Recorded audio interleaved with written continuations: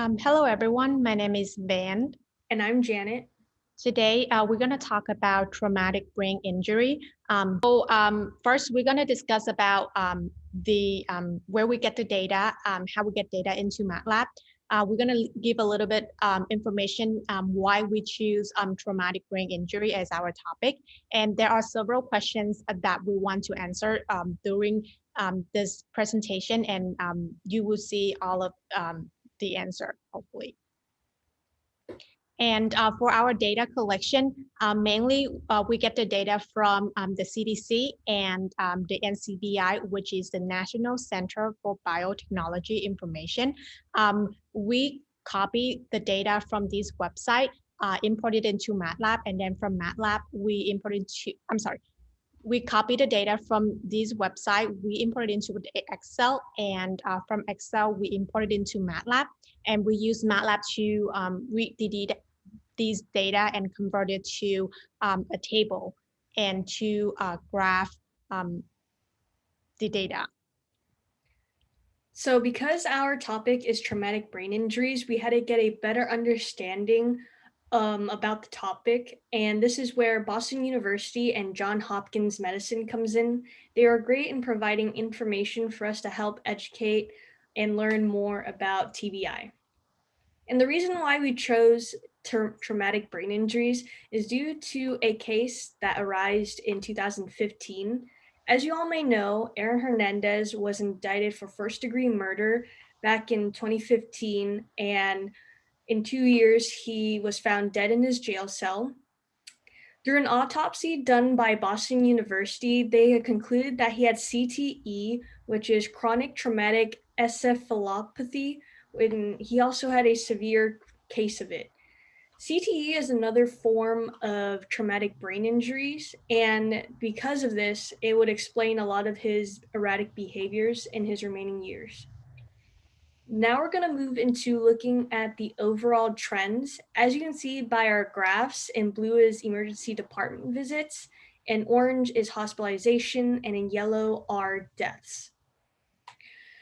Now, emergency department visits make up for 86% of the cases, and between the years of 2006 to 2014, there is a 63% increase.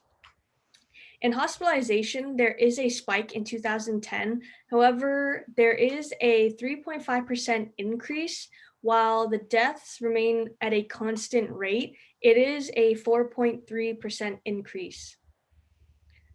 Here we have TBI-related emergency department visits. As you can see, unintentional falls are the biggest contributors to emergency department visits.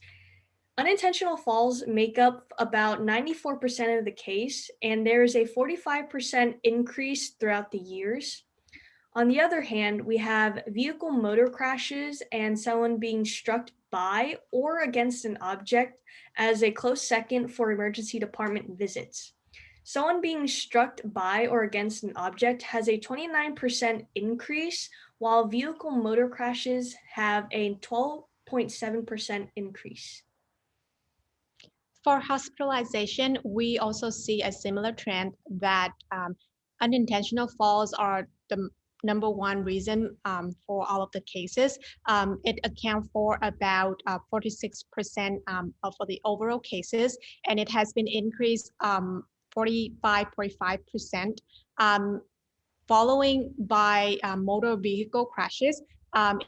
It accounts for 24.5% overall, and it has been decreased by 29%. For struck by or against by an object, also decreased by 29%, also decreased by 18%.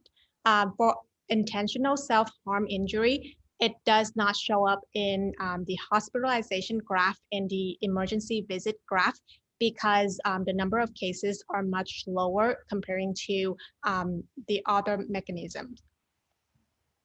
For deaths, it has been increased by only 4.3%, but we see there's a spike of intentional self-harm injury.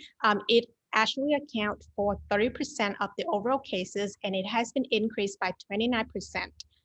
Followed by that, it is unintentional falls and motor vehicle crashes. unintentional falls, it has been increased by 46%, and it account for 24.5% of the overall cases. For motor vehicle crashes, it actually has been decreased by 34% and only account for 23%. This graph will show us the differences between cases of gender.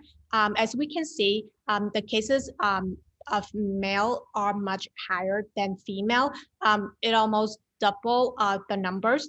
And the data of male actually make up to 73.5%. This graph will show us different ethnicities and how many cases that are caused by each ethnicities. And as we can see, non-Hispanic white accountable for the most cases of deaths. And this graph would compare the three intentional self-harm injury between emergency visit, hospitalization, and deaths. As we can see, death has the highest number of cases comparing to the other two, and 33% number of deaths comes from non-Hispanic white, and this surpassing unintentional falls and motor vehicle crashes. For emergency visit, it actually only accounts for 0.08% of the total cases of emergency visit, and it actually has been decreasing by 83%. For hospitalization, it also have an increasing trend, which is 29%, but it is still less than 1% of the overall cases. And this graph would further show us the comparison between vehicle motor crashes and unintentional falls between three types of emission. As we can see, for emergency visit, vehicle motor crashes and unintentional falls are way higher in emergency visit comparing to hospitalization and deaths. Now we're going to move into the adolescent age ranges, starting with those who are ages 0 to 4. According to the American Association of Neurological Sciences, children under the ages of 2 will fall victim to shaken baby syndrome. Many of them will have the syndrome before their first birthday, the average victim would be 3 to 8 months. This is why you see that there is a higher rate of children who are under the ages of 12 months being admitted into the emergency departments due to TBI, as opposed to those who are aging from 1 to 4. Moving into elementary school, this is where children are able to fully devote themselves into a sport or recreational activity by the ages of 6. And we can see that there is an increase in TBI-related emergency department visits as they get older compared to when they were between the ages of 0 to 4. As we move into middle school, team sports are introduced, and this would contribute to an increase of emergency department visits. And moving into high school, this is the age range that has the highest emergency department visits compared to all of the other three. And this is due to the amount of sports and physical activities that they are putting themselves through, and also any other recreational activities that they partake in. In conclusion, we have found that there is an increase in emergency department and hospitalization due to TBI-related causes. Those that are in the ages of 0 to 17 make up for the highest amount of emergency department visits due to sports, and also older adults above the age of 75 make up for the emergency department visits as well due to unintentional falls. We also have found that there is somewhat of a correlation with sports and those who are athletes under the ages of 30. After the age range of 25 to 34, there is a steep decrease in emergency department visits due to TBI, And we have found that athletes tend to retire before the age of 30. In our proposal, we actually planning to find a correlation between the TBI cases and real life events. However, due to limited resources, we're unable to confirm if there's actually a correlation between the data and the real life events. As mentioned during the presentation, there's a spike in hospitalization in 2010, and we actually found out that there was an earthquake in Haiti, which caused the number of cases in hospitalization going up. Even though the numbers are matches with what we found, we didn't want to put it in our presentation because we couldn't confirm it. Also, there was a great recession or during the period of time that we do our research. So we were thinking maybe it might somehow related to the number of intentional self-harm injury for those cases to be increased. In the beginning, we want to find a general report of all of the age group.